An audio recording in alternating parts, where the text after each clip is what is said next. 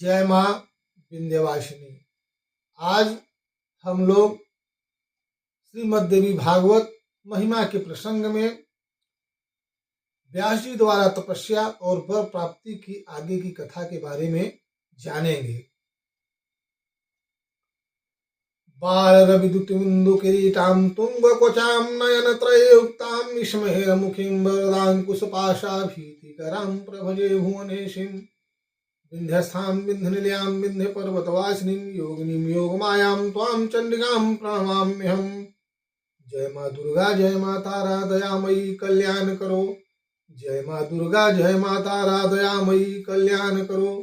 जय माँ दुर्गा जय माँ तारा दयामयी कल्याण करो। जय माँ विंध्यवासिनी। श्रुतौवाच तदा कर्ण्या वचैश्च लक्षणं कृष्णद्वैपायनस्तदा शूलपाणिं नमस्कृत्य जगामा श्रमात्मनः स गत्वा श्रमेवासु बहुवर्ष समातुरः अरणिसहितं गुह्यं ममन्थाग्निं चिकर्षया मंथनं कुर्वतस्तस्य चित्ते चिंता भ्रमस्तदा।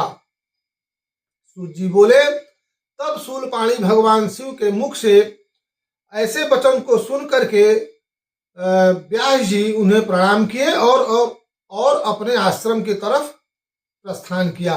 वहां पहुंचकर कई वर्ष तक घोर तपस्या करने के कारण अतिशय श्रांत महर्षि व्यास जी अरणि में समाहित अग्नि को प्रकट करने के लिए अरणि मंथन करने लगे। मंथन कर रहे व्यास जी मन में उस समय महान चिंता हो रही थी। प्रादुर्बभूव सहसा सुतोत्पत्तौ महात्मनः मंथानारणि संयोगान मंथनांच समुद्भवः। मंथन तथा अरणि के पारस्परिक संयोग से प्रकटित अग्नि को देख करके व्यास जी के मन में अचानक पुत्रोत्पत्ति का विचार आया। तरुणी रूप संपन्ना कुलोत्पन्ना पतिव्रता कथम करोमि कांताम च पादयो श्रृंखला समाम पुत्रोत्पादन दक्षाम च पातिव्रत्ते सदा स्थितम पतिव्रतापि दक्षापि रूपवत्यपि कामिनी। अरणि मंथन जनित अग्नि की भांति मुझे पुत्र की प्राप्ति कैसे हो, क्योंकि पुत्र प्रदान करने वाली अरणि रूपी युवती स्त्री मेरे पास नहीं है। साथ ही पैरों की श्रृंखला के समान स्त्री को मैं कैसे अंगीकार करूं। पुत्र उत्पन्न करने में कुशल तथा पातिव्रत्य धर्म में सदा तत्पर रहने वाली पत्नी मुझे कैसे मिले। पतिपरायण निपुण रूपवती कैसी भी स्त्री हो, वह सदा की बंधन के कारण ही बनी रहती है। स्त्री सदा अपनी इच्छा के अनुसार सुख को प्राप्त करना चाहती है। सदा बंधन रूपा च स्वेच्छा सुख विधायिनी सियोपि वर्तते नित्यं कामनी पास संयुक्तम कथम करोम्यहं चात्र दुर्घटम च गृहाश्रमम एवं चिंतयतस्तस्य घृताची दिव्य रूपिणी। शंकर जी भी नित्य स्त्री के मोह पास में फंसे रहते हैं। अतः अब मैं अत्यंत विषम गृहस्थ आश्रम धर्म को किस प्रकार अंगीकार करूं। व्यास जी ऐसा विचार कर ही रहे थे कि आकाश में निकट ही स्थित घृताची नामक अप्सरा उनको दिखाई पड़ी। चंचल कटाक्षों वाली उस अप्सरा को देख करके व्यास जी के शीघ्र ही कामबाण से आहत हो गए। अब इस विषम संकट में मैं क्या करूं, ये व्यास जी सोचने लगे। कथम करोम्यहं चात्र दुर्घटम च गृहाश्रमम एवं चिंतयतस्तस्य घृताची दिव्य रूपिणी प्राप्ता दृष्टि पथम तत्र समीपे गगने स्थिता ताम दृष्ट्वा चंचला पांगिम समीपस्थाम वापसराम पंचबाण परितांग स्तूर्ण मासिद घृत व्रतः चिंतयामाश्च तदाम किम करोम्यद्य संकटे।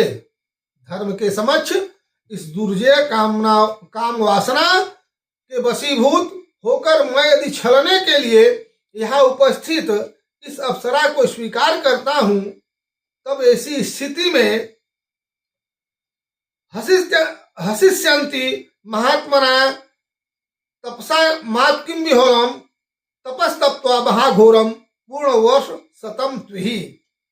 तब ऐसी स्थिति में महात्मा तपस्वीगण मुझे काम शक्ति से विह्वल का उपहास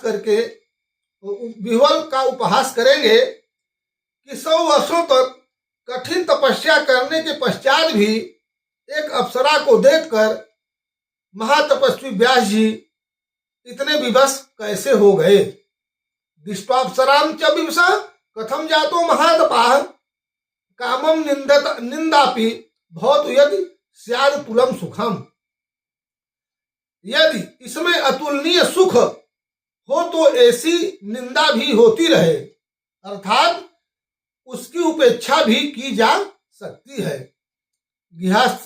गृहस्थाश्रम संभूतम सुखदम पुत्र कामदम स्वर्गदम च तथा प्रोक्तम ज्ञानीनाम मोक्षदम तथा।